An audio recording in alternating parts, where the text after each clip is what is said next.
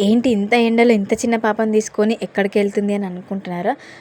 మార్నింగే 7:00కి కొంచెం పర్సనల్ పనుండి బయటకైతే వెళ్ళాము పిల్లలిద్దరిని తీసుకొని. నార్మల్‌గా రిషికి కొంచెం బాలేకుండే అండ్ ఈరోజు వాళ్ళ స్కూల్‌లో రిపోర్టింగ్ ఉంది. బట్ నాకు బయట కొంచెం పర్సనల్ వర్క్ ఉందని చెప్పాను కదా! అది ఇంపార్టెంట్ అనిపించి ఈ రిపోర్టింగ్‌కి అయితే నేను వెళ్ళలేదు. 10:30కి అట్లా స్కూల్ నుంచి అయితే కాల్ వచ్చింది. రిషి వాళ్ళ క్లాస్ టీచర్ కాల్ చేశారు. రిషికి ఈరోజు ప్రైజ్ ఉంది. అలాగే ర్యాంక్ కూడా బాగొచ్చింది. ఎందుకు రాలేదు?